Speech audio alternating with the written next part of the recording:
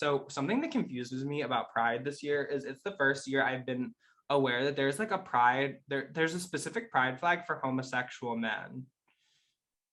I don't think I've ever seen that. It's like all blue. It's a beautiful color palette as someone who loves the color blue. But I'm Yeah. like, what do y'all need? It's like having a White Lives Matter. It's like it's White Lives Matter, but for the queer community. It's like, girl, we know. Everybody treats it We like get that.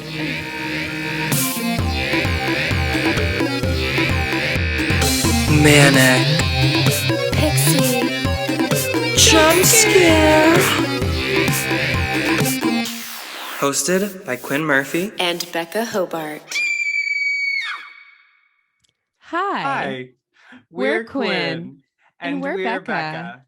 And welcome to Manic Pixie Jump Scare, a podcast where we talk openly about our shared delusions, Passions, and love for for each other. Oh my goodness, Becca. Singing once again. I So think it's going to be a beautifully. thing. The sweet music for the intro. Thank But you. yeah, so Becca, another week we are here together on the podcast. Episode 4. Episode 4. We've made it. We have Famously, definitely made it. 4 is the number of foundations, of building, of strength. Okay, yeah. This is a lot. Yeah, landmark. So, yeah, definitely. Mm-hmm. So I feel like this week more than like the previous week after we had launched, I feel like I have gotten even more response to the show. I think so too. Yeah, like it's like people keep coming out of the woodwork to be like, I like what you're doing here. Blah, blah, blah, blah, blah, blah. Huge fan, blah, blah, blah. And we appreciate every single comment. Yeah, that's what we hear when you try to compliment Becca and I, blah, blah, blah, blah, blah, blah, blah, blah. And I assume it's positive. Yeah, definitely. No, like I literally got a text from somebody who I have not spoken to since high school today. I was texting Becca about it today. Like the crazy, not crazy people, but you know, random people are coming out of the woodwork. Not us bullying our fans. Y'all are weird and strange. Y'all are weird, strange. I don't know why you're listening to this podcast. But yeah, I've heard some really nice things. It's always a weird thing. I don't know if you feel this, but I'm always afraid to like ask people if they have listened because I do not want to hear the like response. I get that. I've basically like only my closest friends have been like, have you been, and because, Macy, who I actually brought up a few times on the podcast, did not know that the podcast was out. Yeah, she like just followed our account today. I had to let her know. Yeah, I don't know if she's like a frequent Instagrammer anymore. So, Yeah, it gave very much like maybe she was off the platform for a little while. Taking a break. Yeah, but she's back, of course. Which we endorse. Come back every few days to like our posts, interact with us because we need the engagement. Frankly. But if you need time for you, take that, but don't take us out of your media digest, if that makes sense. Yeah.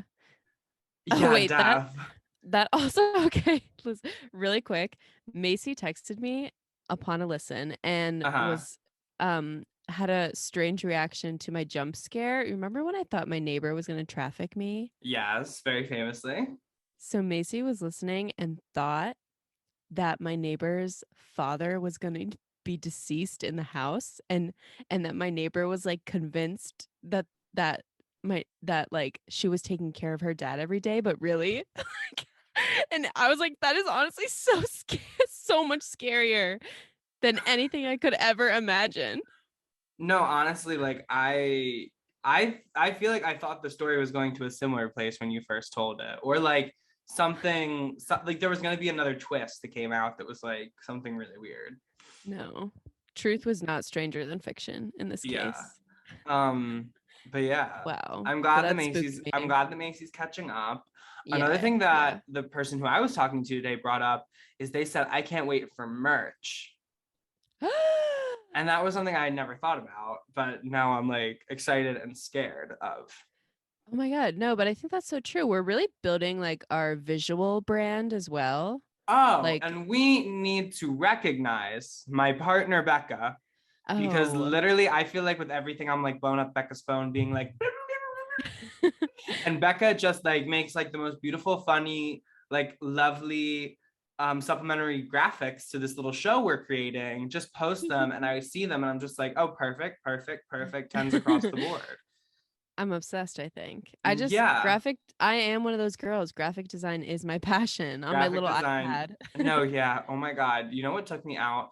The one that came out after The Story of Us, episode 2, when you made like a visual timeline of our relationship. Yeah. And just the first slide of Becca, and it's 2020, Becca and Quinn meet. They look roughly like this. And it's just exactly what we look like now. My hair is in Yeah. a different kind of thing, but and you're a My hair brunette is a little bit different. now. But yeah, Yeah. we're Don't going. have black hair. Yeah, but yeah. So Becca, aside from managing the outrageous critical reception to this show, what have you been up to this week? What is new in the world of Becca Hobart? So I mentioned last week that I was about to go back to work at Starbucks Corporation at a new Starbucks, because previously I was working in Pittsburgh, and I told you a little bit about this. But so this store is a drive-through store, so I'm not Mm-hmm. familiar with that. So I Cool. had to get some training my first day. Mm-hmm. I'm a pretty fast learner. I work pretty hard at work. You have been a patron to my Yeah. Pittsburgh Starbucks. I can agree. I make drinks and I make them pretty fast.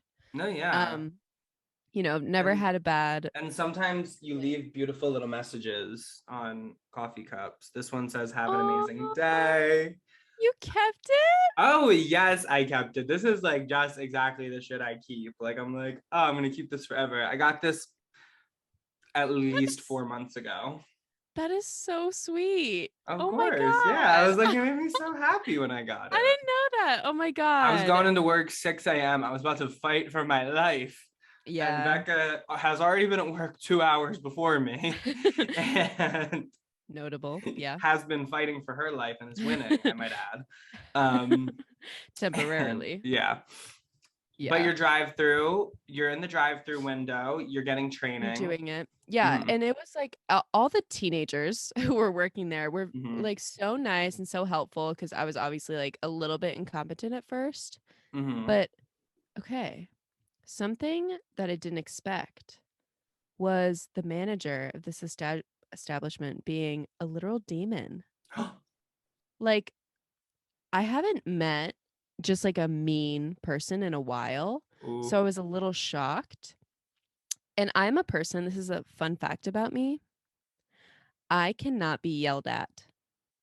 And this is somewhere where Becca and I are energetically aligned. If you want me to do something, never yell at Don't me. yell. Never yell at Literally, me. don't yell. Because literally yelling at me will radicalize me against you. This is what I'm saying. You have made me your enemy by yelling at me. I shut down. No, I go because now we're beefing. Exactly. Literally. Okay. Yes. So like this manager is a yeller and like very mean about it. And so it's like, instead of the way everyone I feel like has learned to give feedback, which is like, this is what you're doing well. If I had to give an improvement, it would be this. Compliment, Compliment and criticize, maybe. is a great format. It's like helpful critique that like actually makes people feel like they want to do better. Mm-hmm. I want to do bad now. I don't want this woman to succeed. Literally. And maybe I'm a woman hater for that. That's fine. In this case, I'll take it. So yeah, I might have to turn in my apron. Wait, can you quit, or can you is there recourse? Like, can you just stop working there, or what is like the deal? So the thing is, it's like the closest store to me by like a fair amount because the next closest store closed, I'm pretty sure. Mm. Um, and it would be a different story if the raise that was coming was happening in this month, but it's happening Mm. in September, I believe. And I do have an interview at a certain corporation who um they sell beauty products like REM and Kylie. Oh my God. Wait, this is an And exciting I turn. right? And I feel like that would make sense as like the next little thing that I Mm-hmm. do. It's Cuz a I love logical next change. step. Yeah, I love change. I love trying something new and, Mm-hmm. I think that makes sense for me. Yeah, because how long have you been a barista now? Since July of 2021. Yeah, that's a long So time. almost a year. Yeah, it's the longest Mm-hmm. I've ever had one job. Mm-hmm. Cuz something about me, my past work history always ends in some sort of disaster. My Oh, first job at a salad place, I had to leave because I was hospitalized and I had to quit on the spot. Diagnosis. okay. Yeah. Yeah. My second job, I left for the summer, like to go back to Pitt. Uh-huh. And then the weekend after I left, a terrible fire occurred. All the employment records gone. So when I came back for spring break, I could not be rehired because it was like the start of COVID and they weren't like taking like new employees. And since there was no record that I had worked there before, I would have had to been completely retrained. Oh my God. There wasn't even like an Yeah. eyewitness? Like, you could say you know me from, but there's no He said, papers ma'am, I about it. don't know you from Ma'am, Adam. from Adam at all. But I was like, wow, not like, and also the last all employee meeting we had before the fire was about fire safety because That's people scary. like, That's really scary yeah, to me. yeah. But all the old people were okay. I worked at a nursing home, by the way. I was a waitress at Holy, a nursing oh my home, God. and there was a terrible fire that burned a lot of the building, but none of the people. Oh, that makes sense though, why it was like strict around COVID though. Yeah, yeah, for sure. Yeah, oh my God, that's crazy. Yeah. Yeah, my employment history, I'm also back to work this week and Yes. How is that going? it's going pretty well. I had to get, Okay. like you, I had to do a little bit of a retraining thing because, so basically I'm a college tour guide. And so I give tours of the University of Pittsburgh. And so as a part of that, people think we just do like the regular campus tour, but that is not the case. We actually learn 3 tours as a part of our training. We do one of upper campus. We do one of like the heart of campus, which is the regular like campus tour. And then we do one that's called the Discover Pittsburgh bus tour, where we literally get on a coach bus full of families and take them around the city for an hour and a half. And so the upper campus and Becca is like shaking her head at I the just can't imagine. I can't imagine. What's your favorite tour to give though? I have not ever actually given an upper campus or a bus tour Okay. ever in my 10 years of tour guide because I started during COVID and Mm. basically the upper campus tour and the bus tours are only done on what's called program days. And so they're basically programs that show off the school to prospective students. And so we didn't have them because of COVID. And so we never had to give them. And then they came back last semester, but there was a bus driver shortage. And so there were no one to drive the buses around, which you need to get to upper campus and the bus tour. So, or at least that's what we were told about them not coming back. Whether that's like 100% true, I don't know. But I thought I was going to like graduate out of like the tour guide job, having learned these tours and never giving them.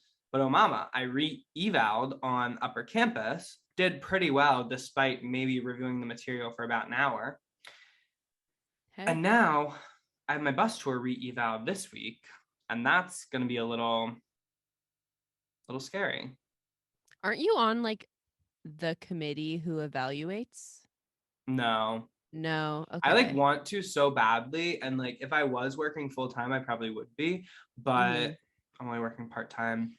Gotcha. And Gotcha. yeah, I was on hiring team last That's what semester, I. so I Okay. got to Yeah. help hire the newest crop of campus tour guides. Um, but yeah, it's really interesting because I've noticed since being back, I just for it's not I don't like not care. I just care less, I'm gonna say. Mm-hmm. Whereas like I still am like really committed to giving the families a good experience, but it's just like since I'm like kind of out of college, I'm like very much like divorced from it a little bit. Yeah. It's also like a weird time where it's like so people visiting now are people who are kind of just like looking, like people who aren't that passionate yet, people who haven't applied. And so it is like a different vibe because people aren't as like gung ho on tour. And so I Right. always say, if anybody's going on college tours anytime soon, or you know, going with anyone on college tours, I always say very much the energy is you get out what you put in. And so like Mm-hmm. if you're being like super responsive, like your tour guide will really love it. But if you are literally like drawing dead on tour, it's like the worst thing. I feel like I don't know. Like in the summer, do you get smaller groups than during the year? So it depends. So right now it is like significantly smaller. Like the most like I had like we did a presentation the other day, which is like a different thing, but it was like on a Saturday. And so Mm-hmm. I had like 10 people, and that's like the biggest tour I've given this summer. Whereas like Okay. during like the spring, which is our busiest season because everybody's making their college decisions, I would give tours of like 50 people pretty Oh my regularly. God. Yeah, I found that when I was going on college tours, like the smaller the group, the easier it was to like be excited, like act Mhm. excited towards the tour guide because like you in a group of 50 people, you don't want to be like the annoying one who's like asking Yeah. questions the whole time. It feels like Mhm. even if like do you like it when, there's like a parent who can't stop asking you things? I like when people are engaged. There's definitely a line of being like, okay, too engaged versus, or if people are nice about it. If people are nice about it, it really changes like the whole vibe. Like there was a family, like I gave a tour this week that was just like a single family. It was actually my first tour back, and they were like a delightful little family. It was both the parents and their daughter. And I just took them around, and they were asking me questions out of order, which like would usually bother me and stuff, but like also my families don't know the order of things I like talk about. And so I usually just Mm, say, oh, I'll talk about that a little bit later because also I have like a full script going in my head of like right. a whole flow going. And so people don't realize that when they like interrupt it, like my neuro pathways get like fucked up for a second and I literally Yeah. have to like like Reroute.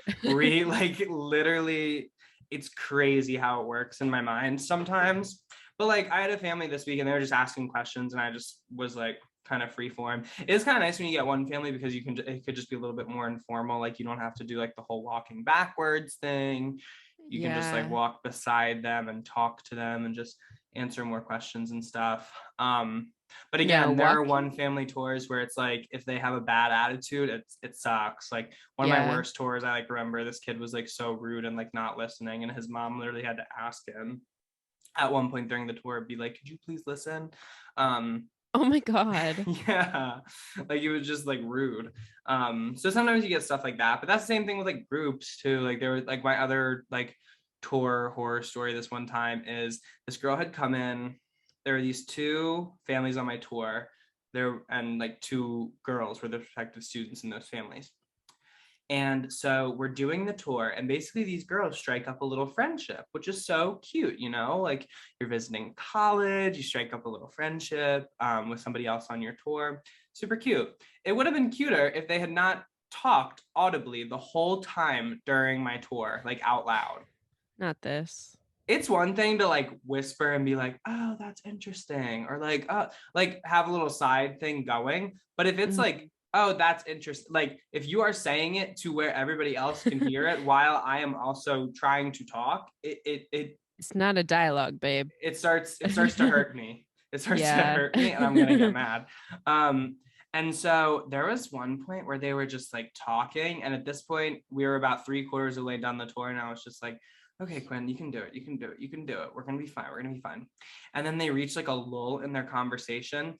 And this one girl, one of the girls who had been talking, turns to me or turns to her family or no, I think she asked me directly. And she goes, how long does this tour last? Ma'am. And I said, oh, it's going to be done as soon as possible now. Oh, baby. For you? Baby. For you. It's done. It ends now. And this was the other thing. Her family, the girl who asked that, her family had come from Houston. Just for this? Yes.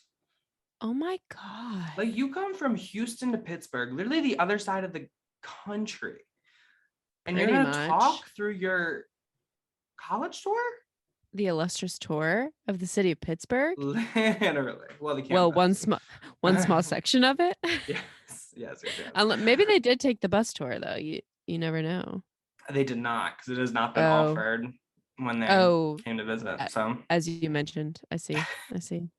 I remember taking the upper campus tour. Really? It was kind of fun. You said it slay. By then I knew where I was living, and I had to go see it for myself. You said, let me see up that hill.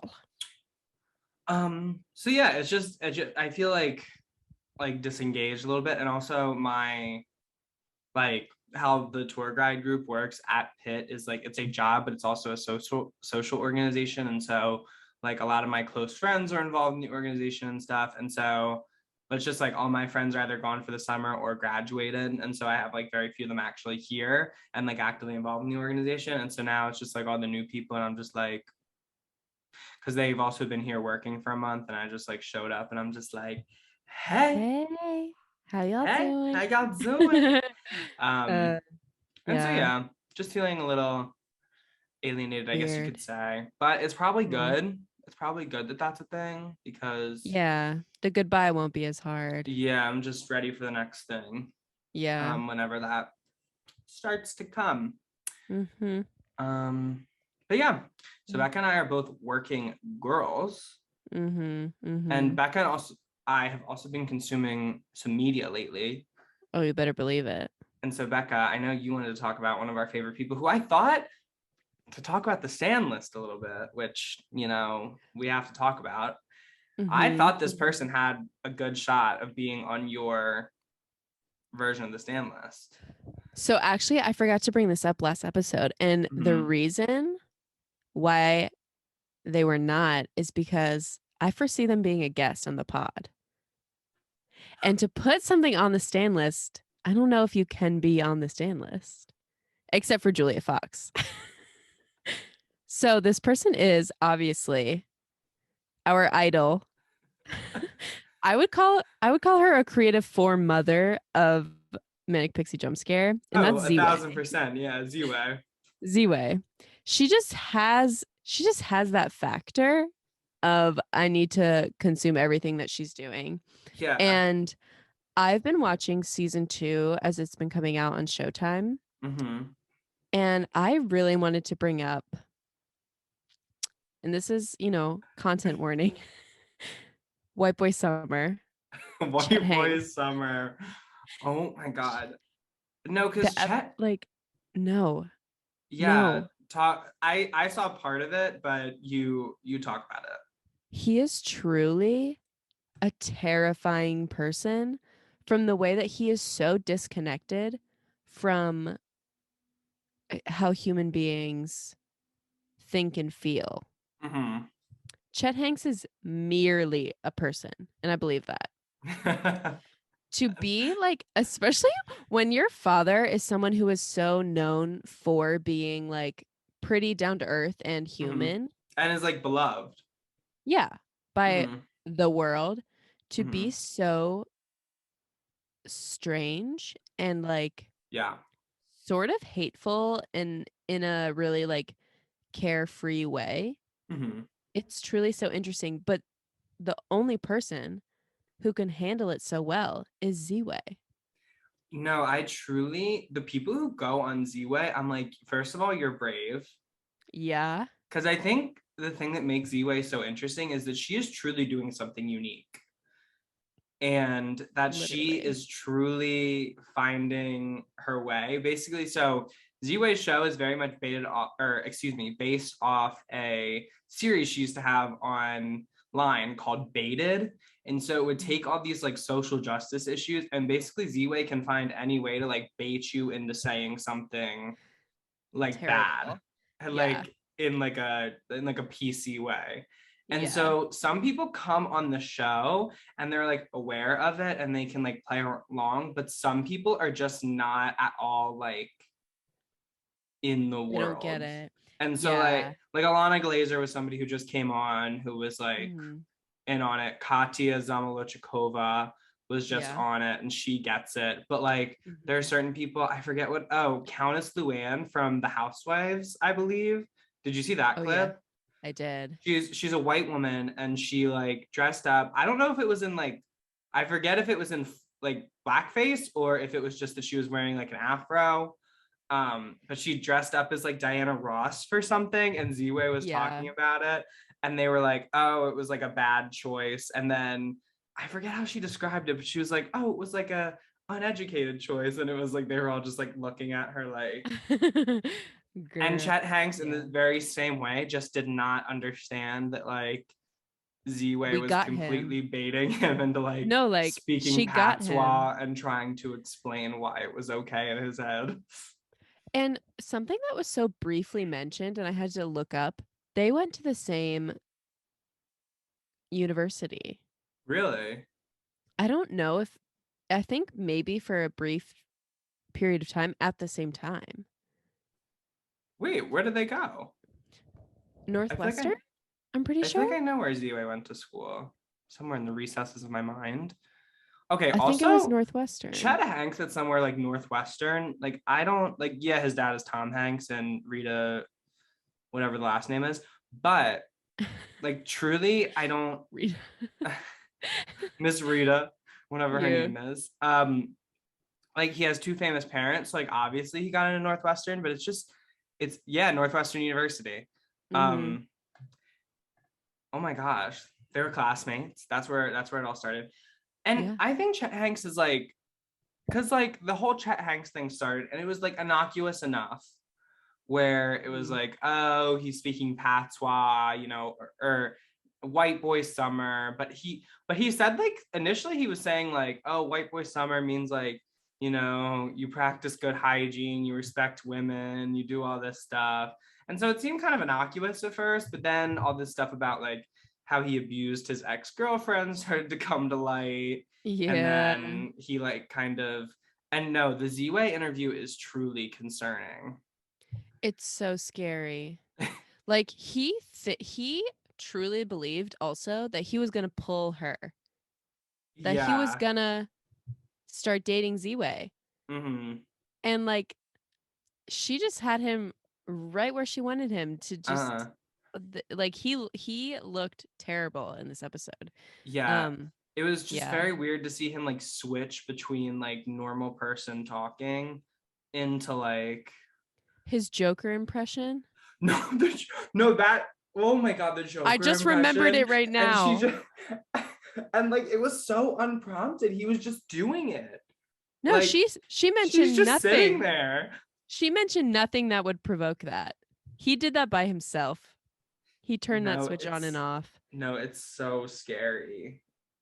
Oh my god. But yeah, I really do love her show. It's so funny. I do need to actually like sit down and watch the show because I've never actually like watched a full episode. But I'm very aware of her and I've seen clips and stuff.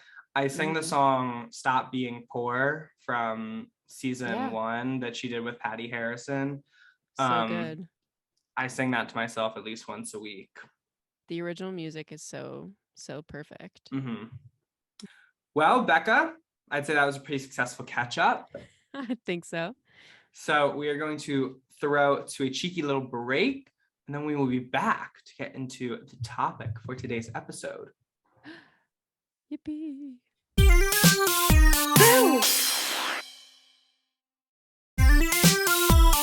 Guys, I'm scared. Welcome back. Oh my gosh. Cannot We're believe back. that. Cannot believe So, we're back now. guys, we did it. We're back.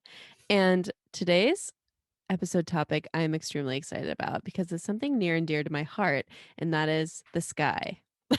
Astrology. I love astrology so much. So today we're doing a little bit of a deep dive into Quinn and I's charts. And of course, who knows Quinn better than Quinn? That's Becca. Who knows Becca better than Becca? That's Quinn. We will again be talking to each other about each other, our favorite thing to do, Yes. as we sort of go through each of our charts. Just a disclaimer, we're mostly using whole sign charts, which is the default is usually Placidus or Placatus. I honestly don't know how to say that. The basic difference between that default and the whole sign house charts is it just shifts like the degrees of your birth chart. It doesn't change like placements as in signs, but it will change like what houses those placements show up in. It's really a personal preference thing. I've heard a lot of astrologers basically say like take whatever you think works for you and like what you feel connected to. And I've heard that same sort of difference like between tropical and Vedic astrology. I will say Vedic, most Western astrologers use tropical. Vedic astrology is like the more quote unquote ancient kind of astrology, like what was used in the past, and they also use the whole sign house system. And also an astrologer, I believe also the Pattern, which is my most trusted astrology app, does use whole sign house house system. And also my favorite astrologer, Shani, who does the Spotify playlist for Spotify for signs. Sure. Yeah, she recommends whole signs. So that is a whole thing. But yeah, I guess we should just jump in. Quinn, do you want to start announcing your placements? Sure. So as we talked about on the podcast before, my sun is in Sagittarius. And I couldn't agree more with that. My moon is in Libra. My ascendant or my rising sign is Gemini. And then my Mercury is also in Sagittarius. My Venus is in Aquarius. My Mars is in Libra. And then my Saturn is in Taurus. My Jupiter is in Gemini. And then I think by that time we're getting out to the more generational ones. So Uranus and Neptune are in Aquarius, and then Sagittarius or Pluto is in Sagittarius, which is like, I believe those planets get so far out that it's like the same for basically everyone like Becca and I's age. Born in like 1,000 years. Yeah, pretty much. Yeah. So right off the bat, I am so obsessed with your Sun and Sagittarius Gemini rising combo. I think there's like a beautiful well, Sag and Gemini are sister signs also, which is cool. So there's like a sort of there's like a synastry going on right there, an agreement. And I feel like the word curiosity just jumps out at me. I feel like it's like your driving force of life, like just being curious and creative, and it comes across so much, especially in like the fire and air, which like basically your whole chart is in such a fun way. I'm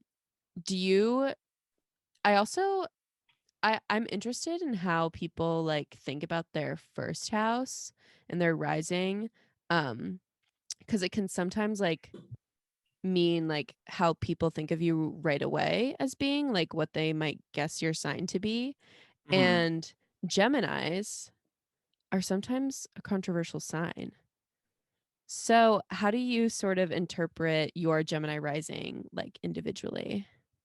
I am I do also find that Geminis are a complicated sign. Some people have various opinions on Geminis, but I think since I am a Sagittarius, I am so like I am so inclined to love Geminis. There's only like one Gemini in my life that I'm like, oh, I don't enjoy that person. So there's that one person, but basically everybody else, I'm like party, party, party, party, party. Like The girls. from my best friend from home is a Gemini. And we always send each other like Sagittarius and Gemini stuff. And so yeah, I've also thought this was kind of interesting. This is from like the actual shout out to Cafe Astrology, because that's where we are getting our stuff from. So basically I read like my whole 12-page thing and also Becca's. But I found this part interesting when we were talking, when it was like in the rising section, and it goes, there are two main styles of presentation for a Gemini ascendant. One style is bubbly, changeable, talkative, and a little quirky. You're interesting and fun. You constantly explain things, whether it's your behavior and opinion or those of the world around you. Another distinct style is a rather cool and intellectual demeanor. If you're this type, you are quite witty and clever, but you present yourself in less cheerful and changeable way than the first group. Your observations are sharp and your overall manner is a tad impersonal. And so it is interesting. I thought that was interesting. Do you think I fall into either like one of those categories better than the other? Well, like visually wise versus like behavior, I do like I think you are witty and clever, but I wouldn't say you're impersonal at all. Like, yeah, I think I don't know. I think like you're maybe more in the middle of this like duality that Gemini has, in sort of like a positive way, I would say. Yeah, it is one of those things where like, because another app I really liked before it like all went behind a paywall, which I'm really upset about, but Astrofuture is a really good app as well. And it would always tell me I can come off like cold to others a little bit, which I think is true in some scenarios, but I wouldn't say it's like overwhelmingly true. So it's one of those places where when I was reading like this breakdown, I was like hit, smash, smash, smash, smash. I was like, this is also true about me. Yeah. And being like impersonal or cold is something that I'm not used to, but it's also because like I think it's interesting because I think when it comes to like emotions and stuff, I'm not somebody to dwell on my emotions. Yeah. If that makes sense. I'm somebody who can kind of come to terms with things quickly and just kind of move on in a way that, and I think it's like that fire air sign in me that has to kind of move on quickly from things. Where it's like my one friend who is another Cancer, similarly to Becca, not to get into it, but she's like, she says, sometimes I don't like to talk to you about like certain things because you're just very matter of fact and you'll just like I'm can very process things. Yes, I'm very much like I'm and in my life I'm just solution oriented, and so I'm just like, how do we get this to be how do we like move on from this basically? And some people do not have that same style. Yeah, it is interesting. I feel like, so I'm again, I stand by that I don't find you cold or impersonal, but I also think that as someone who has like worked with you before, and I mean this in the highest respect, I truly believe you are a genius and a like going to be, one of the most famous creative minds of our generation. Oh my gosh. But like you do have that, like when you're working, like I can tell you're in a flow. And like if I didn't know you, maybe I would be like, what's going on? But I more so see that as like I don't think, and again, in a good way, you don't need to like please people just so other people can be pleased, if that makes sense. Like, I think you are personable and like you are kind and would never like be mean to like a stranger. But like, I don't know. some people like have to fight the feeling of like, I need everyone to be my friend and I need everyone to be obsessed with me. And I feel like you live in like a good space with that, where it's like, I'm gonna do me, and like people who receive that, it's like cool. But people who don't, I don't need to like beg for their, Yeah, I that would was say such a long-winded thing, but no, I but hope it you makes got sense. there. You got there, and that's Okay, what's okay. important. But and yes, I do think that is ultimately who I am, but I do still get those thoughts of like, I mean, obviously everybody wants to be liked and everybody wants to, Mm-hmm. be enjoyed by people. And as you said, something like when I'm working or when I'm doing something I'm very passionate about, I can get Mm-hmm. very much like how you described it, in a flow state where I'm just like game bot, like just doing a bunch of stuff. Yeah. And it was funny because in high school, people would always, because like the primary way I met people was through theater. Mm-hmm. And so people would always say, "Oh, Quinn, I used to find you like so intimidating and like scary and like intense." And I would always be like, "Well, what the fuck does that mean? Like what?"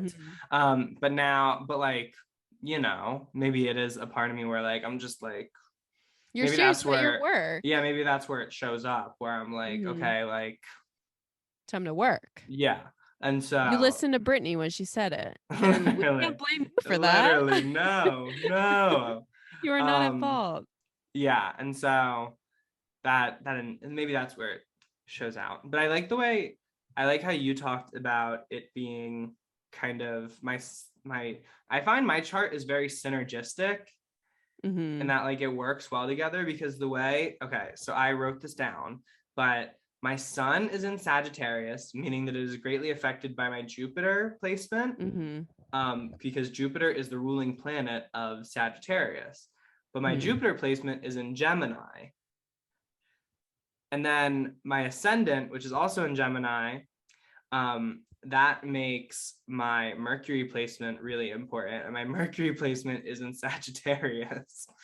No, And I noticed so that too. they like all work together really well.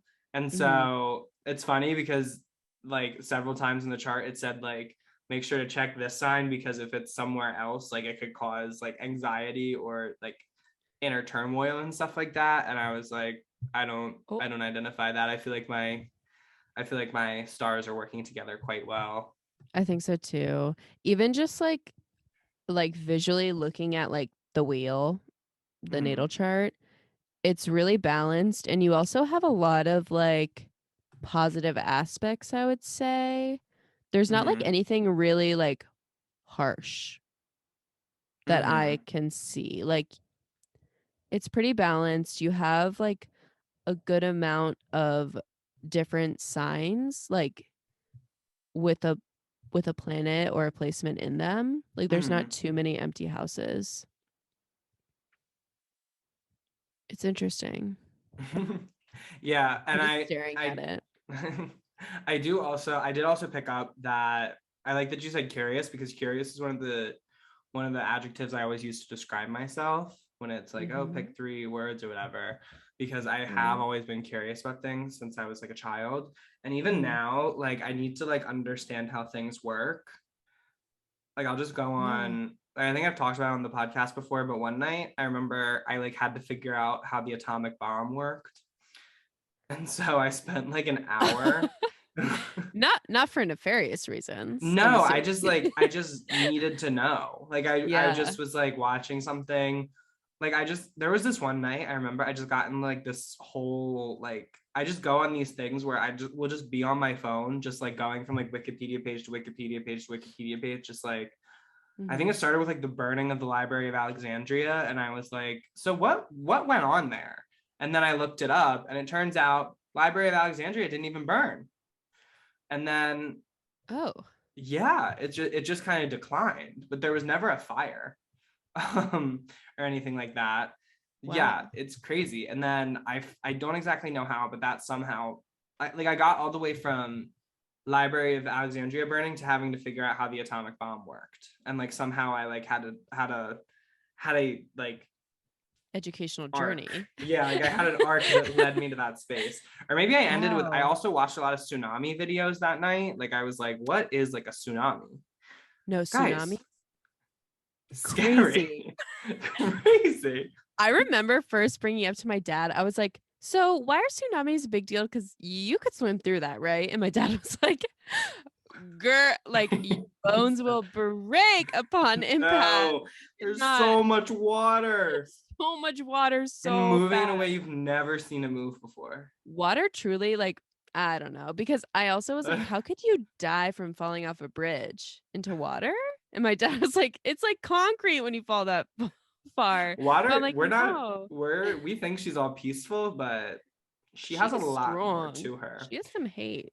She definitely has a lot more to her. Yeah.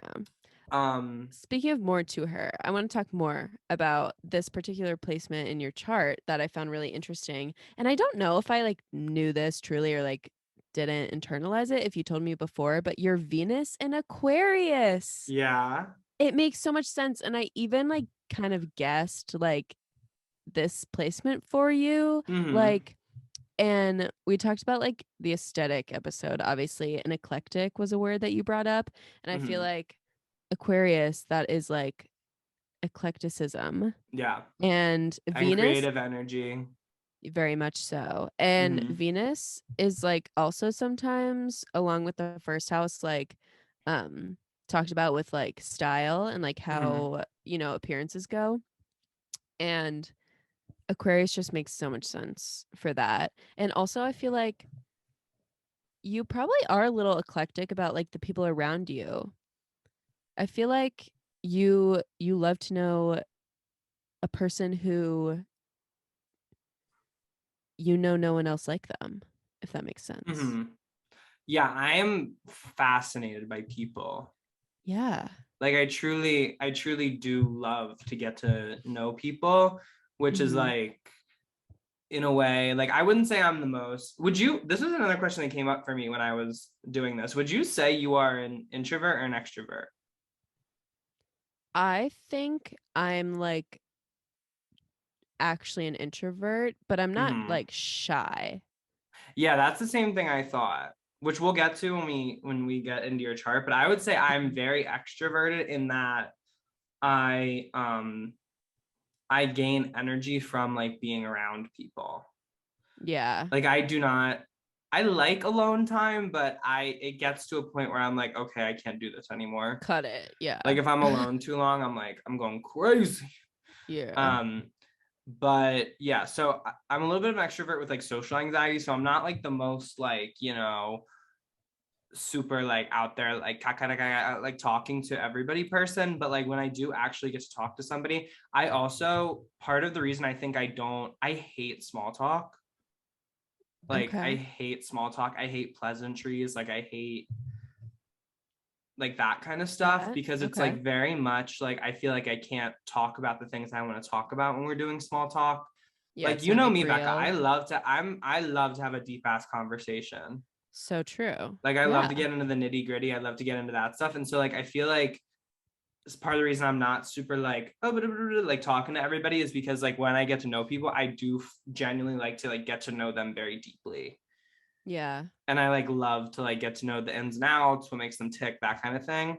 And Mhm. so I think my Venus may be kind of like a part of that. But I also Yeah. didn't know how much Venus controlled before like reading this because it is also about like artistic taste and stuff like that. And I just thought it was about kind of love and stuff because obviously Mhm. a lot of love in the And planets. Venus. Venus, And I must say, you also have a lot of fifth and seventh house focus, which are like the houses of creativity, love, and art and expression. And I yeah. was like, it just adds up. You were like smash after smash. No, Yeah. that was another theme I saw coming across. Like my appreciation for art, my like creative spirit and stuff is very much shows up in my Present. chart. Literally. I don't know what else I expected, but I was like, here it is, clear as day. Clear Yeah. as day. Yeah, it was fun to read it and be like, I know the haters. are gonna say. And it's like so annoying. No, actually not haters, Boo. contrarians, because we made a distinction. Yes. Um, Yeah, they are. Yes. Contrarians love to be like, astrology, it's literally written to make you identify with it. And it's just It's a psychological. Guess what? Shut up. guess what? World's terrible. I need something to cope with it. And so Literally. like if this is my thing, Let it be my thing. some people have organized religion. We have this. Yeah, I have cafe astrology literally every Sunday. That's my study, baby. Wednesday Very- nights I'll be studying cafe astrology. You better believe it. And so yeah, I just think with all things of spirituality, like it's not even like, it doesn't even have to be the truth or whatever like the truth is. Like it's just like it's just a fun way to like look. Like it's a different way to look at the world. Yeah, and it's exciting, like to And learn. it's like, and again, maybe it's just my intellectual, like curious spirit, but I just like to like it's something I've always been interested in. And so, yeah, that was another thing. And then another thing that came up a lot in my chart and that I am often scared by is that I feel there's an incompleteness to me. Oh my gosh, explain more. Like, so my moon is in Libra. And so Libra, what's the representative? The scales. Yeah. As I'm doing my hand motion. And so basically whenever I read about moon in Libra, it's like you need like a partner to balance you out. Which what is Becca, guys? Not romantically. Come on. Quite yet, but Hey, you never know. I'm gonna leave the door open. Anyway, but and I think you can consider partnership in a bunch of different ways, but I think there is like I came across it a couple times. It's like you need someone to balance you out,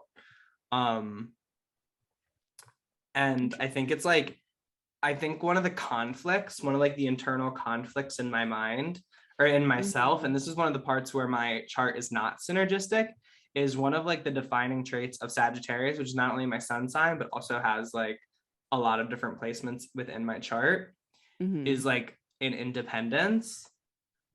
Yeah. Like I don't like to not be able to do what I want.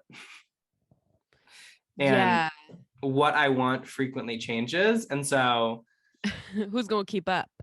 Literally the fact that I have like this fiercely independent side balanced with the side who like needs companionship apparently is like very much like, ooh, how are we negotiating that? Well, so something funny, I was looking at the pattern earlier to like prep for this, and I was looking at your profile obviously, and something that we have in common on the pattern is it says that we both have like fears surrounding relationships and intimacy. Sorry to bring this up if you weren't ready. I'm ready. I'm ready to talk about it all. It also says that we find our best romantic partnerships later in life, which I think makes sense for, and I have like some similar Sagittarius energy. Makes sense for like people who value their independence. Yeah, another huge thing for me is trust. Oh, yeah. Like I have to trust you down. Like especially if I'm going to be in like a romantic relationship with you, like I have to trust you. And then like especially with, and this is like a thing, like sorry if my mom and dad are listening, but when it comes to like hookup culture and stuff, like it's just something that it's something that makes me feel weird often, if I can be candid on the pod. It's something that makes me feel weird very often because it feels like, and I know this isn't the reality, but it feels like people in our generation are like, obviously we're young and we're like experimenting and people are like going out, they're fucking like doing all this kind of stuff. And I do not feel like developed in the same way. And I think it is because I have like a part of me that like, it just doesn't click. Like being intimate in that way with a stranger, I don't think I would enjoy. Yeah. And from what I observe, honestly most people don't enjoy, but like, you know, some people do. I'm not trying to yuck anyone's yums. But So Quinn, am I hearing that on the pod during Pride you're coming out as demisexual?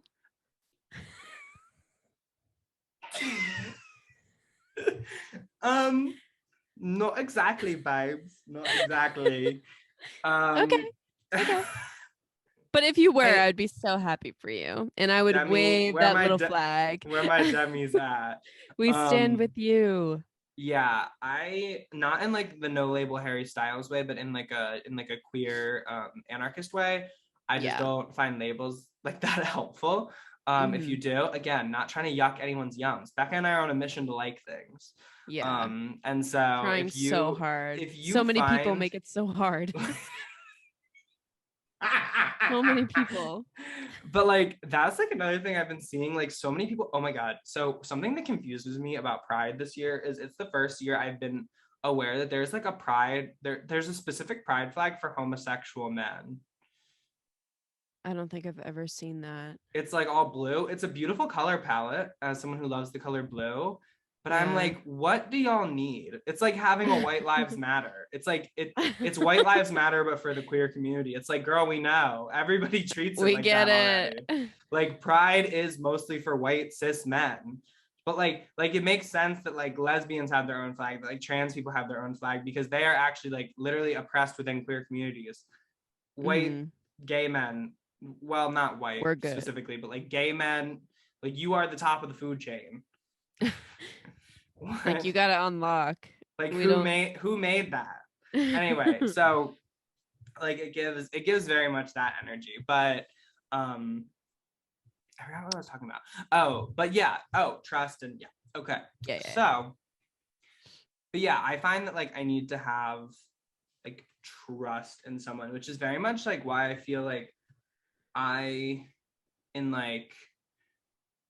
could see like if I find love like later in my life, like I could see it being like somebody who I've known for a really long time and like something that like develops over time, as opposed to somebody who, and maybe it's just because I've never done it before, but it's just I can't imagine like meeting a person and being like primarily like romantically interested in them, if that I've makes always sense. thought that. No, I think friend to romantic is like the perfect pipeline. Yeah. Because there is like a trust there. The relationship that I've been in my life, like the romantic relationship I've been in my life, it like organically kind of did that, was in that pipeline, and it was lovely. And so and so I think that's, which is going to be kind of frustrating as I move on, because it'll be like, you know, a slower process, but maybe, or who knows, we'll see. But yeah, that's something interesting about my chart. And then one thing that like really hit me in the gut that I read from my chart was quote, one of the lessons in your life may be to avoid putting harmony and others' opinion of you above your own needs. Whoa, what section is that under? It's under my sun in the 7th house. Okay. Oh, interesting. Yeah, and that's great advice. Yeah, and that's something I've come to in my life recently, where it's like I feel like I'm starting to reach a place where I feel like we look, as human beings, we like look for acceptance with each other, and I feel like I'm at a point in my life where I don't want to like look for people or like try to get people to accept me. I would rather just find people who just accept me for who I am. And then if those people don't exist, or like if I'm not in the right place or whatever is the situation, it's like at least I can be affirmed in the fact that I'm happy with like myself ultimately. And then if people don't like that, then like, okay, that is totally what I was trying to say earlier. And like okay, yeah, straight up couldn't find the words. Okay. And like and I feel like it's a backhanded compliment sometimes to be like, you don't care what other people think.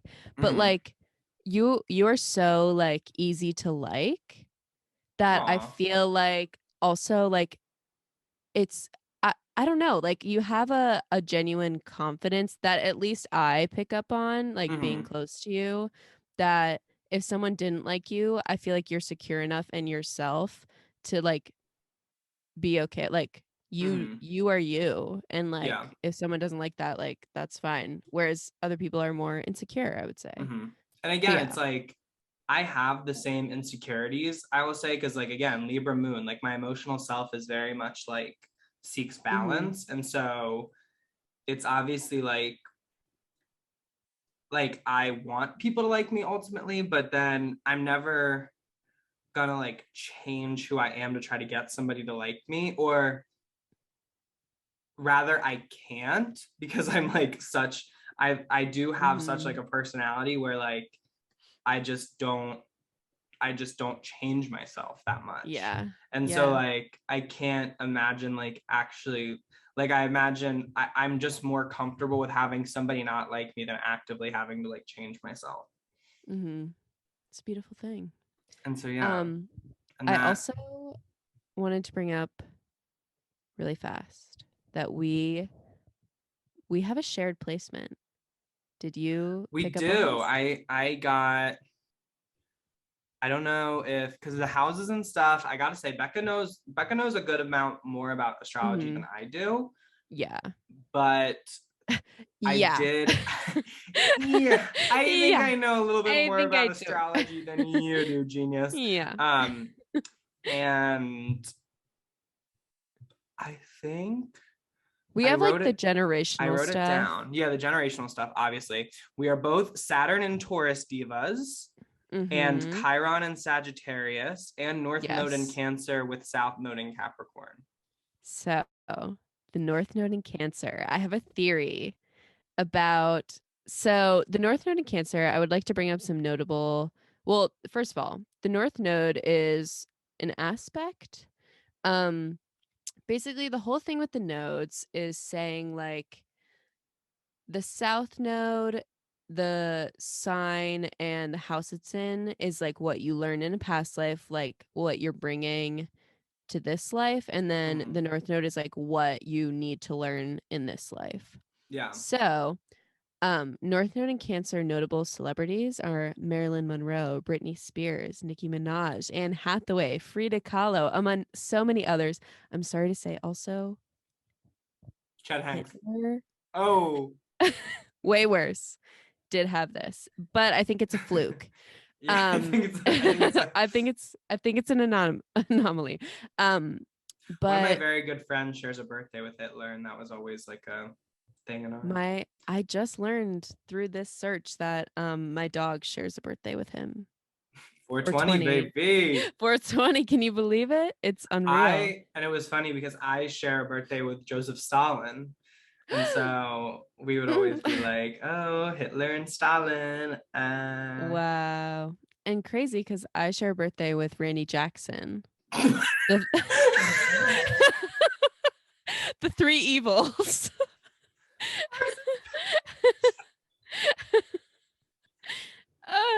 Yeah. Who viewed my Instagram story of me calling him less famous than me last year. Yeah. Yeah. Oh my god. It's not a podcast if I don't wheeze at least once. To wheeze. Oh my god. But with our North Node in Cancer, I think that this is why we are interested in creative artistic careers. I think that we're like nurturing our North Node by choosing to do something that's like not really driven by like material stuff. And yeah, I think like it's a cool thing to like share, especially with someone who like we work together a lot. Yeah. And we like we have a new creative endeavor that is based off our relationship. Exactly. I think it's really fun to share that placement. Yeah, I think it's it's really interesting, especially because it's like you think something, and this is something with like spirituality in general, but like you think some things must just be like innate, especially in a time where I feel like, honestly, I feel a little like spiritually disconnected. Like I just feel like I don't have much of like a spiritual practice right now for myself, especially less than other times in my life. And so the fact that like but there is some things that are just like innate to us, like that we just don't, that we somehow like grew up in this society and like the most hyper capitalistic society like in the history of the earth and stuff. Yeah. And that we are just yeah, we are not like people who Sure. are super motivated by money. Yeah. Okay, but that actually leads me into, I don't think I want to lead with that, but that leads me into talking about Miss Becca's chart, because Yes. I thought it was very interesting. So Becca, do you want to read out your placements? Of course I do. So, famously, I have my sun in Cancer in the 8th Mm-hmm. house, Yeah. my ascendant in Sagittarius. I have my moon in Pisces, 4th house, my Mercury in Cancer, my Venus in Cancer, my Mars in Cancer, and of course my North Node in Cancer. And then I have my Jupiter and my Saturn and Taurus in the 6th house. And then I have like the generational stuff that you have as well. That's very interesting to me that we are so much like have so much Sagittarius and Cancer like in our chart. Yeah, it's pretty You fun. especially, you're like you are a Cancer down. I am such a Cancer. Like you are a Like Cancer on multiple levels. on so many levels, I'm a On Cancer, so many levels, you are Cancer. even Um, physical. I also found that like while I was reading your chart, I didn't Mhm. find that like Cancer Sun, like you would believe that, but I Mhm. feel like what truly describes you is the Pisces moon. I really connect to my Pisces moon. Like I was reading the Pisces moon and I was like, oh, this is really Becca. Where it's Mhm. like where I feel like I'm a little bit more of like my sun sign is very accurate to like I feel like I'm a very much Sagittarian girl. I feel Mhm. like Becca is better described by being a Pisces moon than being like a Cancer. Which makes sense because Cancer is the only sign ruled by the moon, as Leo is Mm-hmm. the only one ruled by the sun. So the moon is definitely a power planet in my chart. Mm-hmm. And yeah, I'm such a Pisces moon. I am an incredibly, and it's something I'm coming to terms with being like comfortable calling myself. I am incredibly sensitive. Mm-hmm. And that used to always be like a bad thing to me. Cause like when you're a kid, like you don't want to be like whatever, a crybaby or like, Yeah. called sensitive. I am so, so sensitive. Mm-hmm. And I think like, especially like reading this little blurb about my Pisces moon, it's like sometimes a cool thing. Mm-hmm. Um, Yeah, no. People who are like in touch with their emotions, I like you envy. respect that? Yeah, Yeah. I'm like almost envious because I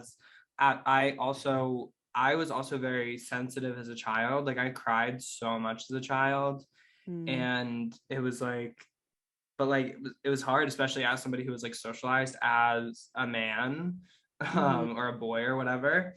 It's Yeah. like not good. Normal. It's not Yeah. good for anybody to show like an immense amount of emotion, but like especially for people who are like socialized in the way that I was.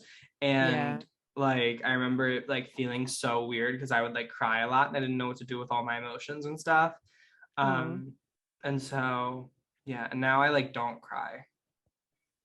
I used to schedule, there was like a year where I scheduled a cry every week and Mm, I would watch sad YouTube videos so that I cried because I was having a good year, I it's guess. such a good release. It really is. Crying is such an amazing release. I love crying. And Like now there's I love something like about it. happy crying is something I'll gladly do. Oh yeah. I think it's the best. I get like very welly, like at like if I watch a commercial and I'm like, I'm one of Oh, those girls who's like, yeah. but yeah. Pet the cheeks. So I what was I looking? So something that I thought was really interesting, this line, Hmm. those with moon and Pisces are known to be dreamy and not always in touch with reality. However, though you may not always show real world savvy in day-to-day practical affairs, you make up for this with remarkable intuition. Uh, And it's not that I don't ah, it's not that I don't think you're like there's not any of you that's like disconnected from reality, I would say, but you do have a dreamy like ethereal sense about you, I believe. Oh, well, thank you. Of And course.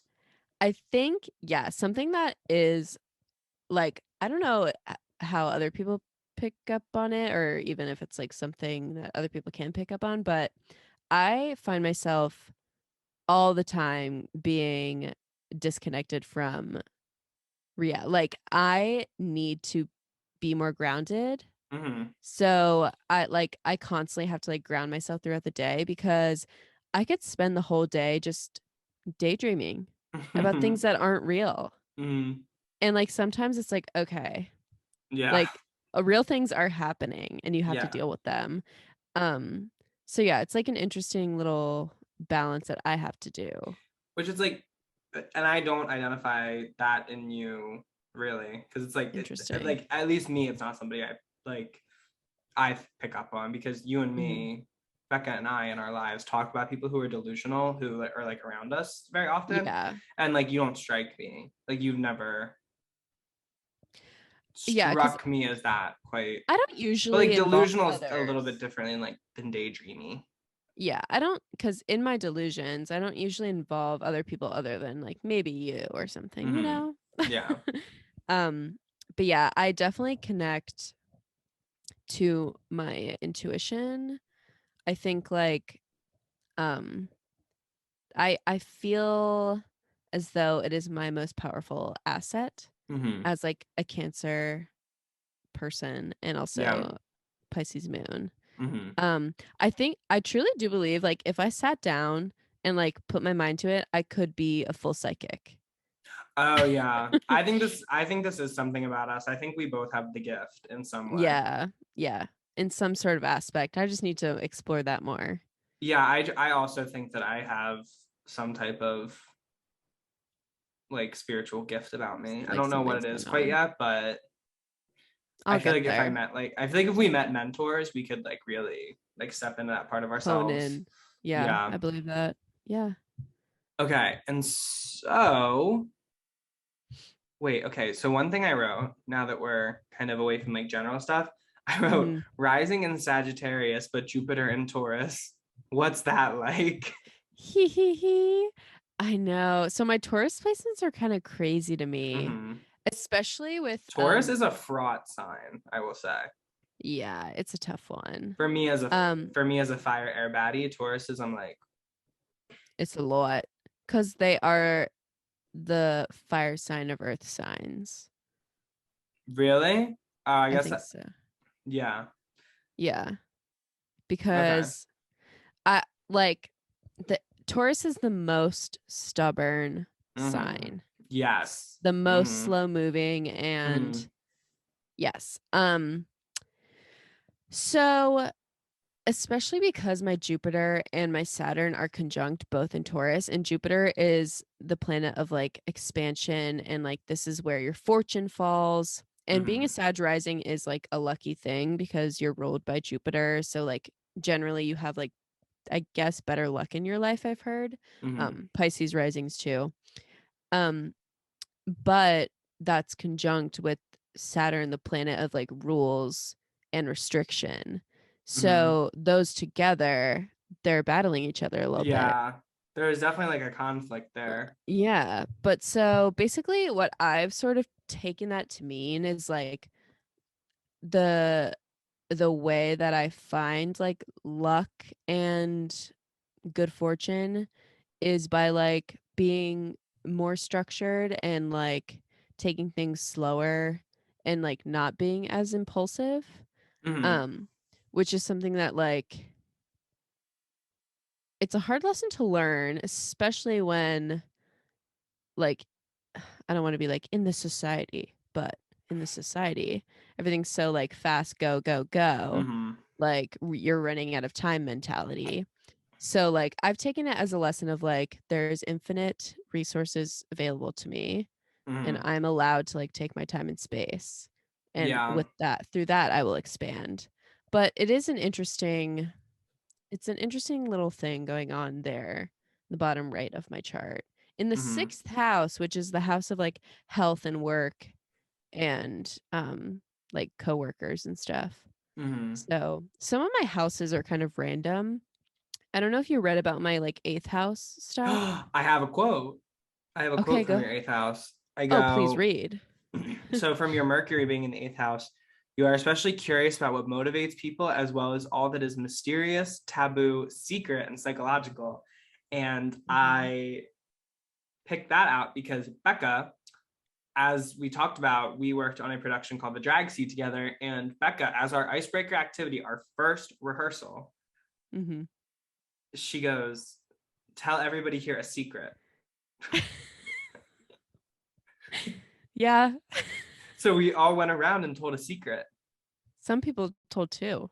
I One honestly, person told two. I think I repressed it. I don't even remember what I said. I remember I told you my like biggest secret afterward. Yeah. I don't remember what you said to the circle, Me neither. but yeah, I I was do thinking love a about saying the secret. huge secret to the circle, but then I was like, Huge. no, that's like not the way to start off. Not all at once. No, no. But yeah, so the eighth house is like the house associated with Scorpio because it's like the mysteries of life, like you said, the taboo, not that, the taboo. Mhm. um, Yeah.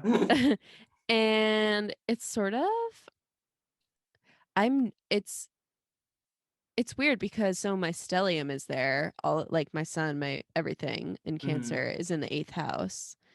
So I feel like I should have a better understanding of like what that means to me, but I don't know if I like know what all that means yet. And I feel like that'll probably be something I learn through time. Mhm. Cause like eighth house, a lot of people say it's like money, possessions, like other people's resources. One Yeah. time like a book told me that I should be a real estate agent. So I don't know. That was another thing I picked up on. Well, first of all, Mhm. you talked about in the first episode how you said I'm a collector first when it came to like your clothing and stuff. And there were a couple of True. different indicators that you collect things, but also several times in like different placements, it talked about you being good with money. Which I feel as though, and I'm going to be bold here, I feel like I'm terrible with money. Really? I break even every month and I work a lot. No, that's what I thought. I was like, maybe Becca's like, because Becca does work, like especially like during the school year and stuff. Like Becca would be like, oh, getting up at 4 a.m. to go open the coffee shop, Famously. and Yeah. like literally like 3 times a week. And then there were days where she would open at 4 a.m. and then go till 10 p.m. at Yeah. night, or no, yeah, 10 p.m. at night when our rehearsals ended. And so like Yeah. maybe I'm like, oh, maybe Becca is like working so much and she has like this crazy like savings account. Like maybe she's secretly into like crypto or like whatever. Not at all. That's No, I crazy. find that very interesting, but also I did read when I was like first discovered like my eighth house stuff, Mm, I was like, okay, I need to Google everything about this. And there are many indications of eighth house rule or like the eighth house being a big spot in people's charts for people who marry rich, which is literally my best case scenario. that's crazy. Wait, maybe that's the ultimate good with money. That is Yes. the ultimate good with Yeah. money. Other people's resources, yeah. Literally, you marry into it and have none of the responsibility because I ultimately it's not literally my yours, dream. Yep. but you can And I live don't off of care. it. Mm-hmm. That's the ultimate way to be good with money. Because Chris Evans, I'm looking at you. as they say, mo money, mo problems, and you're just like, well, I'll never have mo money, Yeah. but I will have somebody who has mo money. And I will have no problems. That's crazy. Exactly. No, that was like, but it said it multiple times, and I was like, is Becca like sitting? Is she like Scrooge McDuck secretly? Like, does she go home and swan dive into a pile of Well, coins? I feel like I do have like nice savings and stuff, but I especially this year have sort of had to scold myself about like my materialism because Mm-hmm. I did find myself just over consuming, mostly Mm-hmm. because especially like in the fall when I was working opening and having like 20-hour days, I was like, what's the best feeling ever? Buying. Buying something. So I Mhm. basically was like, what's the point of, I had to cut my hours and buy less. Yeah. Because what's the point of making money if you're just gonna like buy random stuff that you don't use? Mm-hmm. So yeah, but Yeah. maybe that'll get better as I grow and learn. It's also like something something I'm contending with is that like part of it is like we had the pandemic for a little while, and so money was just like it was easy to save money because like I wasn't doing shit. Anything. Like I was at Yeah. home, I was under 21, like I wasn't doing anything, and now like I'm adjusting to life when like I have all these like new expenses and stuff like that. And also, as we talked about last episode, maybe the recession's coming. Yeah. It is The stock market doing crazy things from what I hear. Yeah, from what And so through the like grapevine. it's Yeah. just part of it is not us. It's beyond our control. So that helps me because a cardinal rule of my life is that nothing that happens to me is truly my fault. It will never be our It fault. will never be my fault. Okay, so also something random I have before I present one last like bigger finding is, would you say you have a good memory? I think I do. Okay. Are you Because just surprised by like, that? no, it's just something that like I've never super seen like demonstrated, but I also don't know when I would be like, oh, Becca has like a great memory. I think it got, honestly, like I do think after I got COVID, something happened in my brain.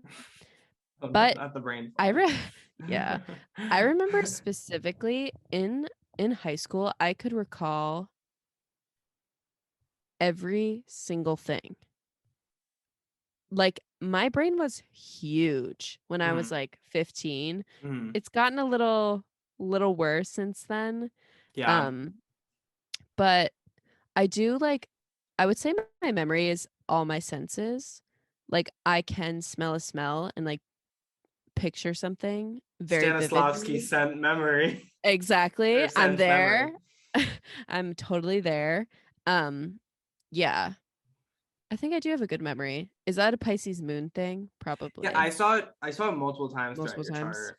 That's why I like marked it down. But it was Yeah. like I think it's a water sign thing broadly, Oh, that makes sense. perhaps, because I think I just saw it a lot, and so I took note of it. I do think it is Pisces moon though.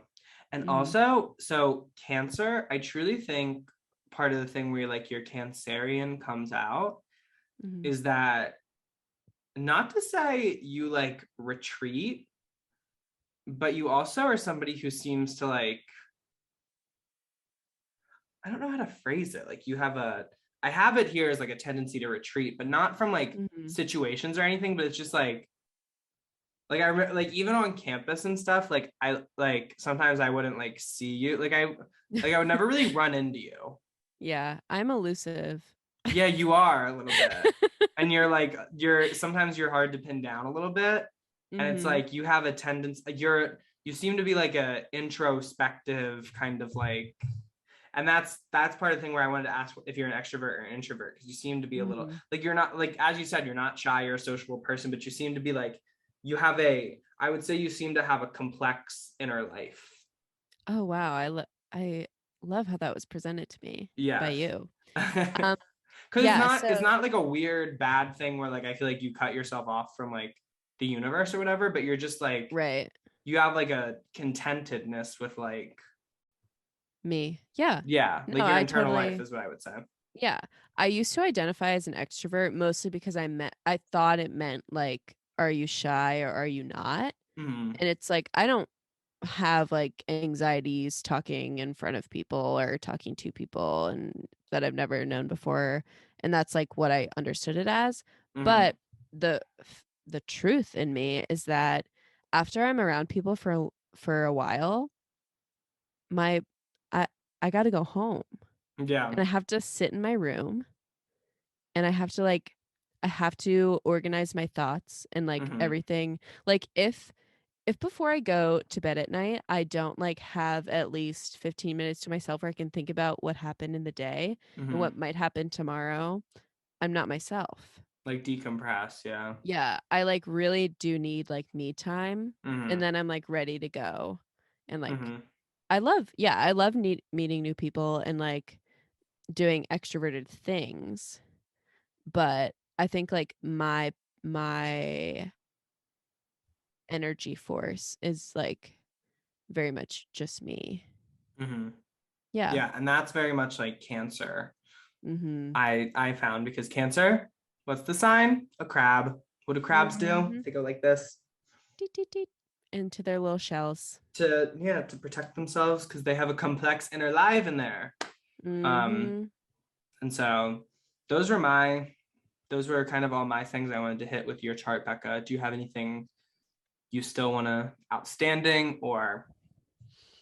Well, I think you brought up a lot of great stuff. I think the only thing that also I wanted to bring up is like Cancer is usually known as like the mother and Leo is like the dad or whatever archetype wise.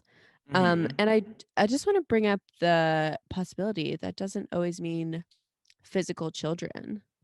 You know, like you can nurture other things and be like a mother figure archetype thing without being like an actual physical mother, if that makes sense. Yeah. So I just want to break that stigma a little bit, even though, yes, my mother is a Cancer. Famously, her birthday is the day after mine. That's the same thing with my dad and his mom. Oh my God. Hers might be the day before. Okay. But like I'll take it. Same vibe. Like literally the day. Wow. Yeah, that's weird when that happens. So if I ever did have a child, it would need to be born on June 22nd, but I can organize that. I can organize that. Yeah, I would say you don't have like, you're not nurturing in the way a mother is, like as a friend. You're nurturing like a cool aunt, I would say.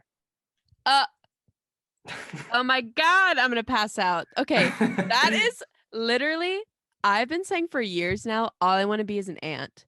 It is the perfect amount of responsibility. Me and Macy, you're being brought up again. Listen to the show, girl. Yeah, please. We have a plan that like I will convince her kids that I like we'll pull pranks on them and convince them I'm like actually magic. Tim has like a whole plan of like me parking the car down the road and like showing up with a broom.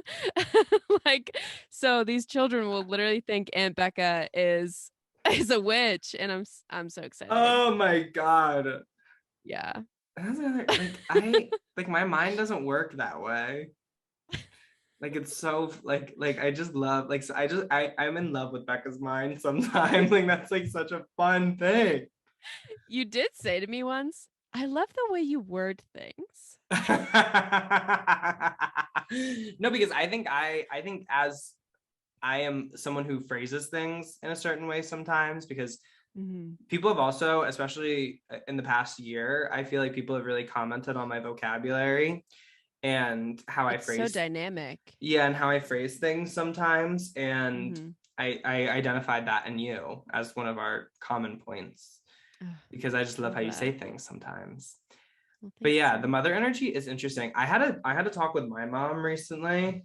I want to say it was over winter break, and it's interesting because I think I'm in the same way, I think I'm a very nurturing person. Whereas like, I think if I ever had a kid, like, especially in like because like if when I have children, like it will not be in a typical like mom, dad, kid setup, obviously. Right. I've always seen myself as like, I always feel like I would take more of like a mothering figure to like my kids and stuff. But then my mom was like, oh, I totally think you're gonna be like a father like figure more, and that because she thinks, I think she put it as like, oh, I think you're gonna have like a really successful like career and a successful professional life, and then you're gonna like marry somebody who wants to take care of like the home and stuff. Stay-at-home dad. Literally. That's kind of cool. I dig that for you. Yeah, I was like, but So We shall yeah. see. Okay, well, I think we're ready to get out of the pool. I think the deep dive is complete. I mean, not fully complete, but those are kind of what we wanted to talk about in terms of our astrological life. Yeah. And so, yeah, we're going to throw to another break and then we'll be right back. Guys,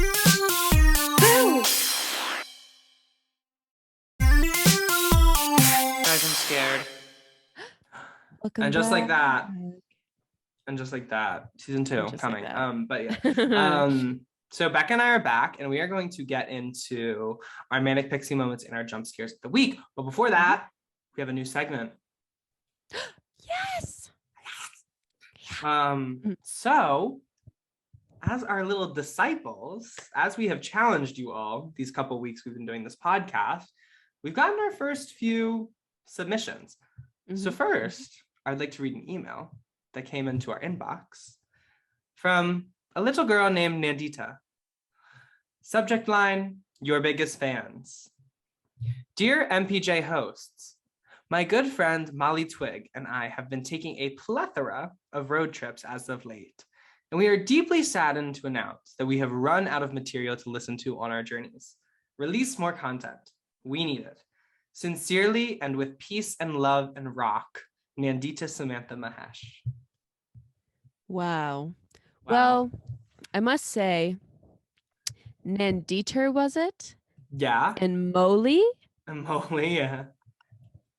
Even though I don't know you, and I've never met you, and I never will meet you, No. I find that inspiring. Yeah. And what a bold claim to say biggest fans. Honestly, thank you so much. Yeah. This is something else I wanted to talk to you about with, I wanted to talk about it in the catch up, but I forgot about it. Isn't it weird to think about how people are forming parasocial relationships with us based off this? Do you think they are? I think to some extent, people are forming parasocial relationships with us based off this. And I'm excited for them. Because like, for instance, I brought up Ben who texted me today about listening to the show. He has no idea who you are. He doesn't know you from Adam. Oh, that's kind of true. Yeah.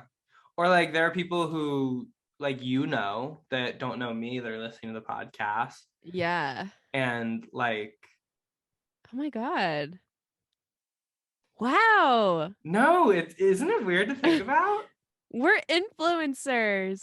We like, did people it. definitely have like notions about us that may or may not be true. Or like people will like think they know me a little bit, and they do to a certain extent. Yeah. But like, yeah, because I definitely find that I have very strong parasocial relationships in my life. Oh, I definitely do as well. Yeah, so that was just something interesting I thought about, especially as we go into comment corner. But thank you, Nandita. Oh yeah, that's what it was. Yeah. But we are so happy you and your friend Twiggy are listening. And you did write that in on June 9th, and then we released on the 10th. And wow, so your wish how lucky. Truly, we haven't said this, like I realize we didn't publicize this anywhere, but we do release on Fridays. Yeah, Fridays at around noon. Fridays around noon. Yeah. And so we have never said that anywhere like publicly. Yeah. But that's crazy. That's the upload schedule, baby. Yeah. And so that was Nandita. Thank you. If you guys want to be featured on the show, literally write in. Yeah. It's so easy. It's literally so easy. And then we also got our first iTunes review. Oh yeah, Apple we podcast did. Reviews. Which I sent it to Becca and I go, "Did you write this?" And she said, "No." Couldn't have. So we have our first Apple Podcast review in. So exciting. First of all, 5 stars. Appreciate it. Thank you. Thank you. Subject line is new trend alert. MPJ has the new it factor. To go there, to be bold, to normalize being unique and different without being cringe or those ick wannabe hipster vibes. This is the perfect go-to and the perfect gift for Pride Month. The girls that get it, and the girls that don't, won't. And honestly, what more could be said? Written by JWM Talley. Who, yeah, is a coworker of mine, Yeah. Yeah. but is also a fan. And I feel like that's unrelated. Literally. But honestly, John, thanks so much for that review. I Yeah. mean, I'm so glad you're raving about it No, all over literally. Apple. No. Like, Yeah. so exciting. And so, yeah, keep writing in, keep telling us what you think about the podcast. Please, If there's please. anything that specifically you guys want us to talk about, send it in. We only have so many yeah. ideas. Yeah. I mean, we Our will come brains up are with only so more. big. Yeah. But like, we're starting to like really take a dip into all the ones that we like first set out. Yeah. And so, you know, soon enough. yeah, We're gonna literally. need we're gonna need you to Give us send some ideas. Yeah. We're gonna need you guys. Okay. So now the time has come to talk about our manic pixie moments of the week and our jump scares of the week. Yes. So Becca, what is something that scared you this week, that shook you to your core, that, you know, made you go, oh, anything like that? What's your jump scare for this week? As things always do. So I already brought up the bad Starbucks situation. So I'm just gonna, my mini jump scare of the week, other than that, is that somehow, some way, you guessed it, the army got my number. And boy, do they want me. I also got an army text today. Oh, I'm getting calls. I'm getting multiple texts today. I'm getting emails. I'm getting helicopters sent to my house. They're landing on your front lawn. It's crazy. Teddy guys. is The amount of money- scared. Teddy is barking. Teddy and Goldie are barking. They are off the stand list. Literally. But yeah, and little do they know that I literally don't qualify because I have diabetes. Oof, yeah. I am not allowed to be in the army. Am I going to text them about that? Probably No. not. Am Why I would going you to take answer time out of any your of their questions? day? Exactly. Leave me alone. Your time is so valuable, Becca. Exactly. So yeah, but that's scaring me. I don't want them to like have my personal contact info. Yeah, it is really crazy. I'm like, where do y'all get this from? Literally. Probably all the emails I signed up for trying to get discounts on stuff. Online shopping. Hate to see it. Every time. Well, Quinn, what scared you this week? What scared me this week was honestly, okay, so hopefully to all of our YouTube fans, very sorry, but our last episode, the stand list, is still not on YouTube because I don't know what it is exactly about this. I don't know if it was just because it was like a longer episode than the other ones we've put out, or if it was like it was because we used a different format to record it or whatever the whole situation was. I have tried to export the video version of the stand list about 10 times, I'll say, if not more than that. And it keeps exporting as like an MP4.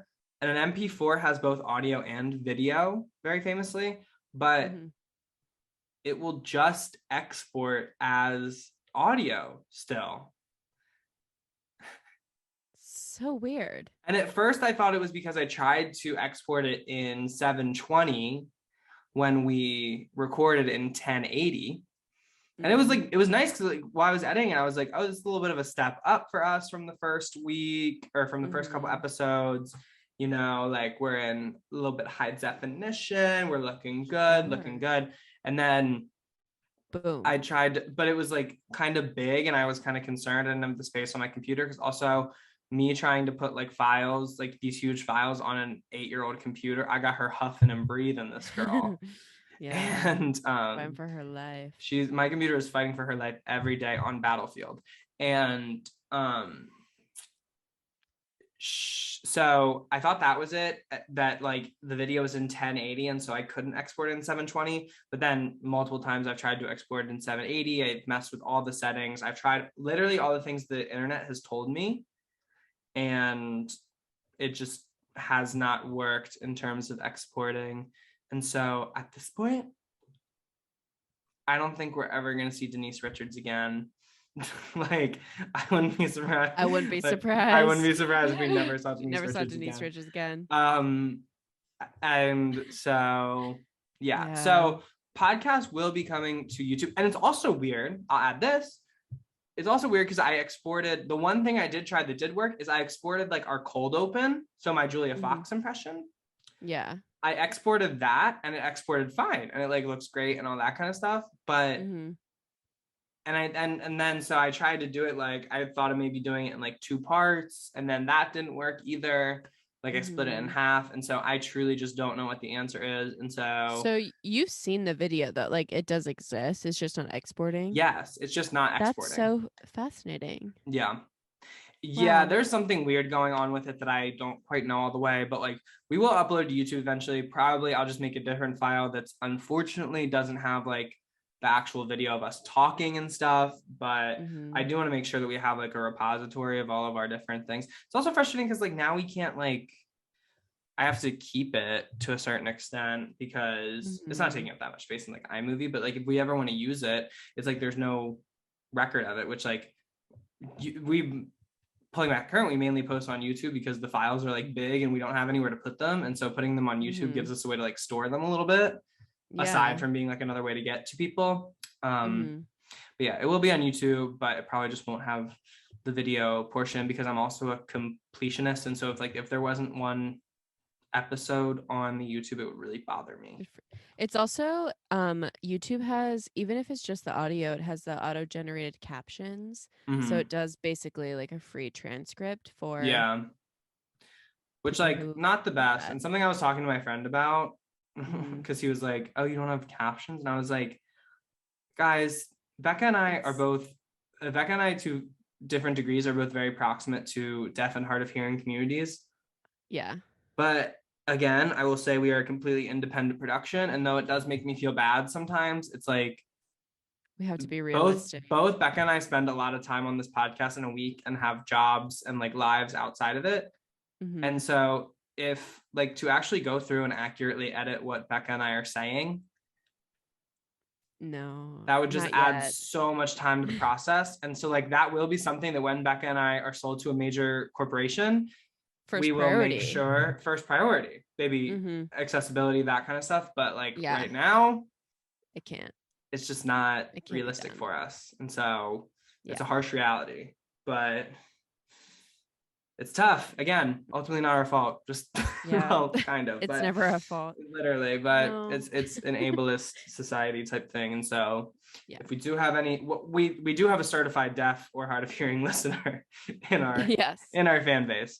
But you know, are there any other people who, you know, we love you guys. Love you. We love you. We love you. Love you. I don't know if I've also ever said it on the podcast, but my mom is deaf. Yeah. I don't think we've actually established that on the podcast. Okay, yeah. My mom and like my mom's side of the family is deaf. So it's a freak accident that I'm hearing. But yeah. Freak of nature. Isn't your hearing like bad too? I have really bad hearing. Yeah, which also caused a lot of issue at work through the drive-through mobile order thing. Anyway, because I can't hear well. Drama mama. Yeah, so I'm getting yelled at. Anyway, it's tough. So Becca, what then is your manic pixie moment of this week? Well, thanks for asking, because my manic pixie moment is sort of a conjunction of a lot of stuff we talked about recently. Through astrology, Shawnee, who I brought up earlier, has an app that I frequent, and she has meditations on the app. And for the first time ever, I tried the humming meditation, which is basically a personal vocal viewpoint, because you hum at all these weird frequencies and like just focus on your humming. And it was so magical. It took me to the place that vocal viewpoints does take me. So stand, listen, action. I had a moment meditating today, so it made my day. No, sound can be a really powerful thing, like to produce. And people don't talk about that enough. As a way to like relieve tension. Like if you just have something in your soul and you just it's crazy. It's like Lady Gaga in The Star Is Born. when she like after like the like first scene where she like breaks up with her boyfriend, then she's like ah! In the bathroom. And so powerful. Yeah. Lady Gaga again teaching us another lesson of life. Mm-hmm. When does she not? Really? Well, speaking of Gaga, what was your manic pixie moment of the week? My manic pixie moment of the week was probably, so as I said, I'm still very much doing the artist way. So we're on week 2 now. Yippee. And so yeah, I've been doing my morning pages. I woke up, I woke up for work literally at 6 a.m. the other day because I had to be there by 7:45 and I needed time to do my pages, baby. Yeah. And so I was really proud of that. But they have little exercises each week. And so instead of just sitting in the office and staring at my phone, which, you know, is easy to do, I went outside and I like did some little exercises in my workbook. And something I like about it is it's not all like, it's not, I thought it was for writing specifically, and writing is a part of it with like the pages and stuff. But especially like with this week's, there is a spiritualness to it because like the writer Julia Cameron really encourages like affirmations. Like I have like a jar of affirmations I made, and I was working with like the same 3 ones this week, but I didn't really find that helpful. And so now I'm gonna like work with like a different one each day and like my pages and stuff like that. But like one of my things this week was like affirmative reading, but it's also like one of the things this week was like list 20 things you like to do. Whoa. And guys, you'd be surprised at how like you'd think that would be a pretty quick process, and like it probably took me like 10 to 15 minutes, but still, isn't that kind of like fucked up that like it took me that amount of time to like write out things I like to do? No, you said this many episodes ago. What hobbies do we have outside of media consumption? Yeah. And I repeat that to myself all the time because I'm scared. Yeah. And like watching TV and like reading and stuff is like on there and stuff, but like it's like things I like swimming was something I put down because I do like to swim a little bit. Yeah. Okay. I love to be in the water. Yeah. Not like in a way where I ever like swam like as like an athlete or anything like that, but like I just love being in like I love swimming in the ocean. Swimming in the ocean. That is something that maybe should be on the stand list. Do you love getting tumbled around by the waves? Okay, so swimming in the ocean will be added to the stand Number list. 30. I'm Number so 30, excited. baby. Dirty 30. Yes. Oh we my did God. it. No, Becca, I think I love that you said that because one of my favorite things is like I love body surfing, and then I love when like you body surf a wave you probably shouldn't have, and you kind of just get like thrashed around by the water a little bit, and you like almost to the point where you're like, oh, I might not make it. Yes. I mean, not surface. One of the best days ever is when I went to Ocean City, Maryland with my entire family, and we all got wiped out by the same wave. And we all somehow like joined hands or body parts and like got up together, heaving, like barely not drowned. So fun. No, I love swimming in the ocean. And some people don't like it because of like the expansiveness of the ocean, but yeah, I love swimming in the ocean. I would be more excited. I like swimming in a pool too, but I would be more excited to swim in the ocean ultimately. But yeah, and so like coming up with like 20 things I like, and then it was like, okay, do 2 of them this week. Whoa. And it was like, I'm like, not to sell myself short, but like I haven't done one of them yet. Okay. Or I haven't done either one of them yet, I should say. But and so yeah, but it's like tapping. I like because it's like it's not about like, okay, write this. I like this week much more than like last week, because last week was kind of about focusing on like your monsters and like who had wronged you, and that's not somewhere where I like what a deep that's not somewhere I like to like dwell on, but like being like, okay, how do we start to find joy in things again? Like, please, dear God. How do we begin to like enjoy our lives? And like one of the exercises from the first week was like literally take yourself on a walk. Wow. Like it's nice because they're like I can see why people really like it, because it's like actionable things people can just like do. And Yeah. it's not like a super intense, like one of my things is to bake. Aw. Like that was one of the things I like haven't done in a while, where like, oh, and that was the other gag of the things you like. You had to list the last time you did them. Oh, that would definitely get me. Yeah. And so none of mine were like too crazy, but but it's like, yeah. Yeah. Or like No, little, or like seriously. there was another one that's just like little changes. You write 10 things out starting with the phrase "I would like to." And like they can be anything like small versus like big. Oh my God. Like but it's just like, it's just fun stuff like that. Not me Writing, realizing like you can change your life. literally, it's just like, and it's like simple. It causes you to take it, like, because truly like part of it is to like appreciate those simple little things, and like not, because like being creative, it's like important to just enjoy things. Again, Yeah. we're trying to enjoy things. Please. One thing I wrote here was riding motorized scooters. Our spin's gonna be on the stand Literally. list. Oh, Oh my God. friend broke her elbow on a spin recently. Okay, never mind. Because No, that is honestly, if this was a something- year ago, I would have put spin on the stand list, but let's talk about it. They changed where all you could park. And so now they're basically like useless. And then I can never find them when I actually want to use one. And I think they raised the price as well. Probably because everything's more expensive now. Inaccessible, expensive, and really dangerous because honestly, I don't read the safety instructions. Yeah. Also, the fact that like doing them without a helmet, because they cap out at like 15. Around cars, you can only drive them on the road, actually. Yeah, you can only. Yeah. Yeah. And so, and you don't have a helmet. It's not great. Yeah, I literally invested in a helmet last summer because I was using them so much. I didn't know that. Yeah. Have you not I'm seen gonna that famous love- picture of me where I have the 0.5 lens on, and I'm literally about to cross Fifth Avenue, which is like a highway in Pittsburgh. Oh my God. And I was literally stopped at a red light, and I was just like, No, but can you send it to me? I will send that to you. Probably post it on the gram. So yeah, spin scooters. They fumbled the Maybe bag a little not.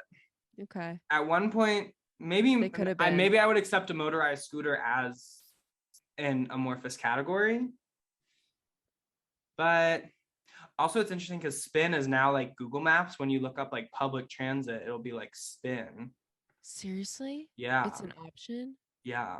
Wow. And to Oh like my go to like God. Shady Side, I'm like, girl, I'm not spinning all the way to Shady Side. For $23. Yeah, like, And probably especially when the gonna bus get will hit. get me there like faster and Yeah. like for free. A little safer. Yeah. Oh my God. But yeah. Wow. So yeah, trying to get back into contact with my creativity. Mhm. And so Becca, we've done it again. Ugh. Another episode. Crazy. They just fly by. Yeah, literally. So Becca, where can the people keep up with you? So I'm at Becca Hobart on Instagram, at Bex Gloss on Twitter and Spotify. And what else do I? Oh, where y'all going during World War III on TikTok? Quinn, where can the people find you individually?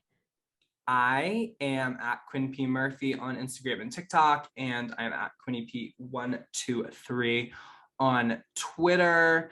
And you can probably also find me hot girl walking through Shenley Park. Amazing. That's where I love to see you as well. And of course, please email manicpixiejumpscare at Literally. gmail.com always. We rewarded And- those who do. And that can be you Yeah. one day. It will be you one day. I have a feeling. And I I'm have a pretty in feeling. touch with my intuition, as you know. Literally, as we just Mhm. went on a journey to discover. Literally. Mhm. And of course, we are at Manic Pixie Jumpscare on Instagram and TikTok. And Keep YouTube. up. And YouTube. Guys, seriously, subscribe. There will be, I know I teased this last week, but Mhm. there will be an exclusive clip that was cut from one of our episodes. It'll be uploaded to the YouTube this week exclusively. So definitely go and check that out. Becca and I sure. are going to be giving our thoughts on an album that people have been talking about. Yeah. And just leave it there. So, we're Quinn. And we're Becca. Rebecca. And thank Thanks you for listening.